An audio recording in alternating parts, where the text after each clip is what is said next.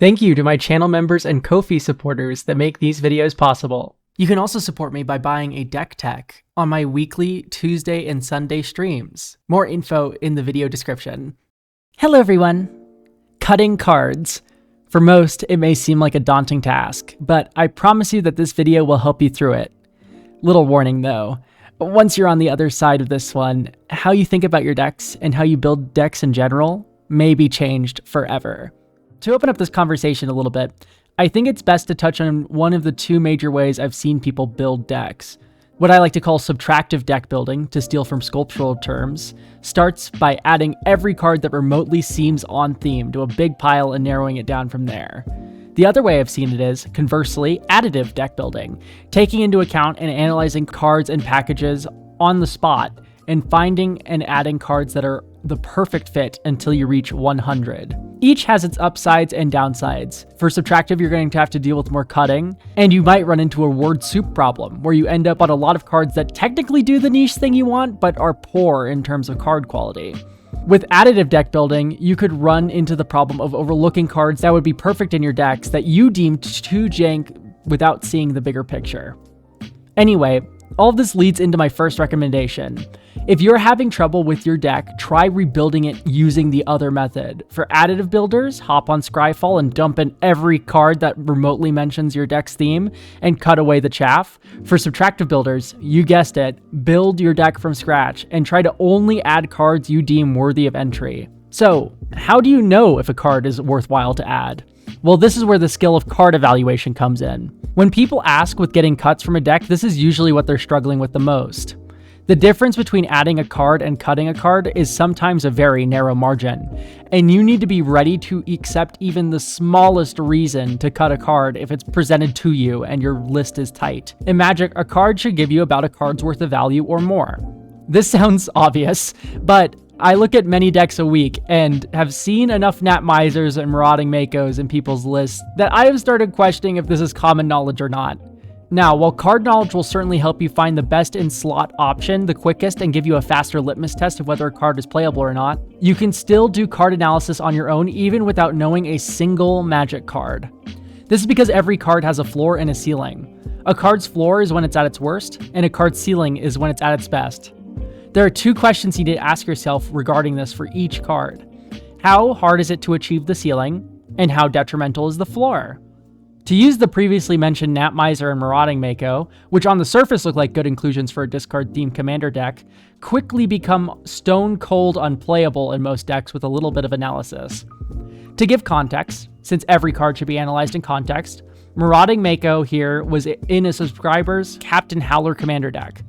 The floor for Mako, which will often be status quo, is although it can become huge in a deck full of wheels, it lacks any form of evasion, effectively making it unable to convert its counters into any meaningful damage. You can also draw it later than turn 1, making for a particularly low-tempo top deck in the late game. Don't let Cycling 2 mislead you either. 2 mana is a hefty price to get a replacement card, even with Howler giving you discard synergy.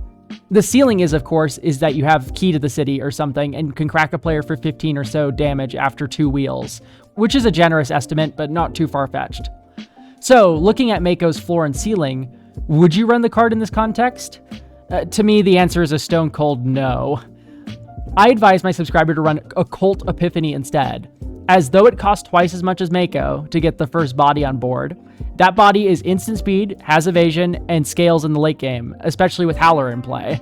As for Nat Miser, this card was in a subscriber's Winter Misanthropic Guide brew, which wanted to quickly get 7 card types in the graveyard to make opponents hellbent.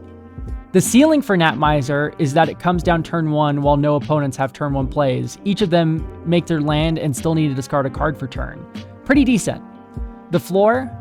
Well, how frequently do players end their turn with 7 or more cards in hand past turn 2 or 3?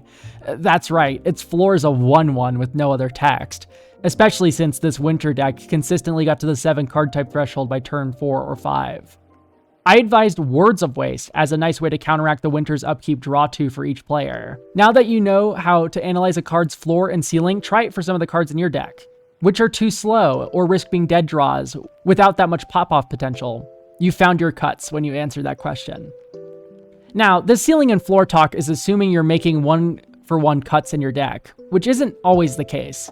You see, if you deem a card like Shriekmaw in your deck too low impact, but you're not adding another kill spell, you're effectively warping the ratios in your deck without possibly realizing it. This is incredibly important to keep the ratio between card types in your deck balanced enough for your taste. This being said, you can find cuts via these ratios as well. Do you have a 3-mana commander that doesn't need playing right away and your entire curve ends at 4? Well, maybe you don't need as many lands, ramp spells, or mana rocks as a traditional deck. A good example of this would be a deck like Lurrus. Is your commander a hyper late game finisher only to be played as a kill button when you have a wide board? Well, shocker here, you may want to leave the overwhelming Stampede and other costly finishers in the binder. A good example of this deck would be Jetmir. Ratios can also be offset in terms of mana value. It's okay here and there to cut a less expensive card for a more expensive one, but too much of that can lead to an awkward mana curve. Most cuts I make, I try to keep cost neutral or cost negative. It's not a thing you can always help, but it's important to be conscious of it. This being a video about card evaluation and deck building, I feel the need to reiterate a point I've made in a previous video. Don't be afraid to get generic in areas that aren't the focus of your deck's joy. It's important to have cards that will always function regardless of your archetype, so that way the rest of the deck can hum. A card like Night's Whisper isn't flashy, but it will keep you from gassing out or losing a top deck war, even if you're playing mono black aristocrats or what have you. Make sure that, once again, you're not putting the generically good stuff in where the fun synergies are for you. Snail in a recent video mentioned Monument to Endurance in regards to his Shroom slide deck. He decided not to run the card, despite it being incredible with the cycling mechanic, because he would tutor for it instead of Astral Slide if given the opportunity, defeating the point of his deck. On the other hand, let's look at Asmarana Modestina Koldakar, a deck that uses the Underworld Cookbook as one of the major ways of generating food for Asmo to kill opposing creatures. Part of the fun of Asmo is offsetting the card disadvantage of the cookbook, making the Monument an incredibly fun card here where it would have been boring in Snail's deck. Make sure to take your deck's goal into account before cutting cards for more generic options. Really ask yourself, is this where I'm getting my fun? If the answer is no, you might be better served by some generic card whose floor aren't as low as the synergistic option. To recap everything, here's what I recommend to you. 1. Try rebuilding the deck in a new way to see if cards naturally find themselves squeezed out. 2. Evaluate the floor and ceiling of each of your potential cuts. Even if it's narrow, try the deck without the card you deem worse. 3. Make sure to test the ratios of your deck, even going so far as to feed your deck into a hypergeometric calculator to find the exact percentage of finding any given card of any given type. Make sure your commander, who you have access to every game, isn't filling the role of another card in your deck, making it a dead draw. And 5, don't be afraid to run a more generic option if the more synergistic option isn't as important to your fun and you feel you need the boost in power. I feel the need to stress as well that decks are ever changing. You're not required to eat the cards after you cut them from your deck or something. If the way you change your deck doesn't work out, you can always go back. Most of the time for me, when I make my cuts, I hardly remember or miss the removed cards. I trust you'll find peace in it too. Besides, if all else fails when you're adding new cards to a deck, you can just cut an equal number of lands to make room for them. So, tell me, did this video help you make the cuts you need? What were they? Are you more subtractive or additive deck builder? Thanks for watching, and until next time, bye! Make sure your commander, who you